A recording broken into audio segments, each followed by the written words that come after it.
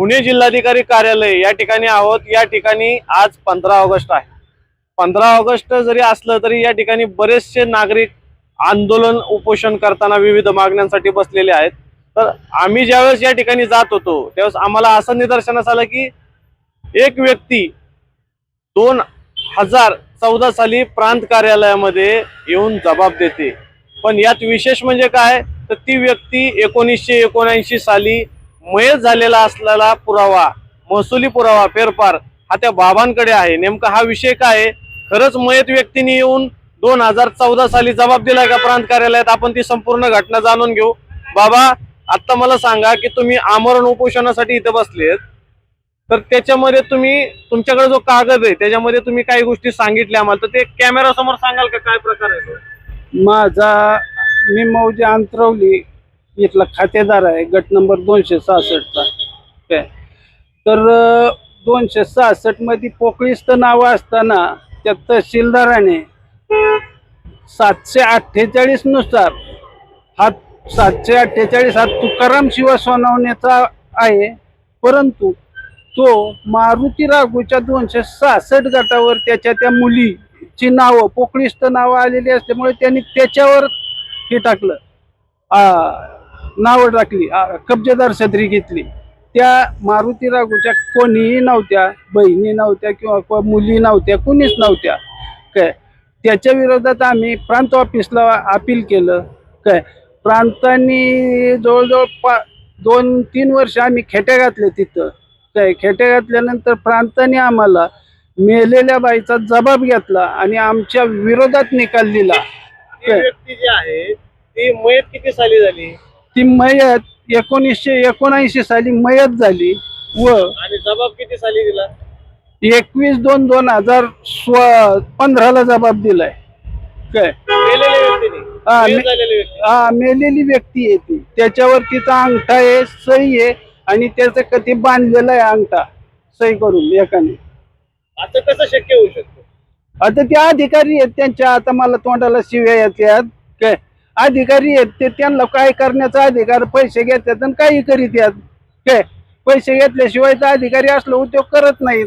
काय आपण त्याला आधार कार्ड मागत, त्यात आपण पैसे नाही दिले तर आधार कार्ड जाऊ, पॅन कार्ड जाऊ, तू छेस का हे जाऊ, ओळख विचारतात 5 वेळा, आणि आता मेलेली बाई त्याच्या पुढे येते। याचा अर्थ असा होतो की त्यांनी कुठून तरी आणलीच ना, ते पैसे देऊनच केलं नाही कामकाज सगळं।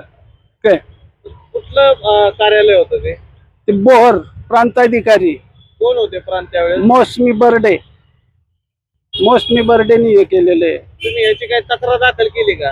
याच्या तक्रारीसाठी आम्ही बाकीच्या ठिकाणी सारख्या हे करीत आलेलो आहे, अपील कोणाला दाखवू, हे नीट करा, हे नीट करा म्हणून आम्ही दाराच्या खेट्या अजूनही जे जाऊतोय।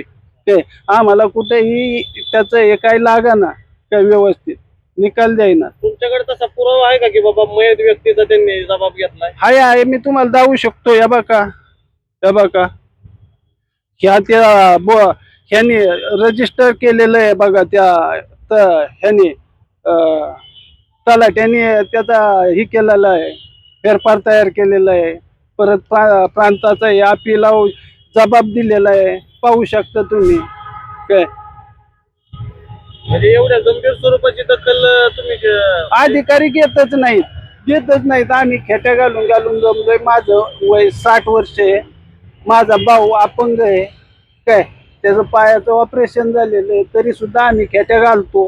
काय पण ह्यांना काही हेच नाही, फरक पडत नाही या अधिकाऱ्यांना।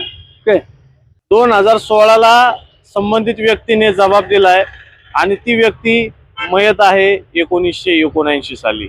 म्हणजे खरंच असा अद्भुत चमत्कार या सरकारी कार्यालयामध्ये झालाय का? आणि बाबा काय म्हणतात बघा, खरंच असला चमत्कार सरकारी कार्यालयातच होतो। मेलेली माणसं जिवंत सरकारी कार्यालयातच होतात। काय त्याच्यामुळे सगळ्यात जास्त त्रास सर्वसाधारण जनतेला होतोय। काय याची कुठेतरी संघर्ष करताय? अहो, हे 2014 पासून मी संघर्ष करतोय, आज 2026 आहे। काय भांडून कंटाळा आलाय। नाही तर मी आहे ना आता उपोषण करणार नाही, मी अधिकारी मारील, जीव मारील, नाही तर ते प्रशासन मला मान्य नाही। असल्या प्रकारचं प्रशासन मला मान्य नाही मी अधिकारी मारील मला लहर आली तर, कारण मी काय अशी उपोषण करून मरू, मी मेलं की यांना सुट्टी, अधिकारी काही करीत याल. हा? ठीक आहे, आता हे एक गंभीर प्रकरण आहे. याचं सविस्तर कारवाई किंवा पुढील कारवाई कशा पद्धतीने होते हे आपल्याला येणाऱ्या काळात पाहायला मिळणार आहे. अधिक माहितीसाठी पात्रा, रोकटोक महाराष्ट्र, अक्षय दोमाले, पुणे. रोकठोक महाराष्ट्राला सबस्क्राईब करा आणि बेल आयकॉनवर क्लिक करायला विसरू नका.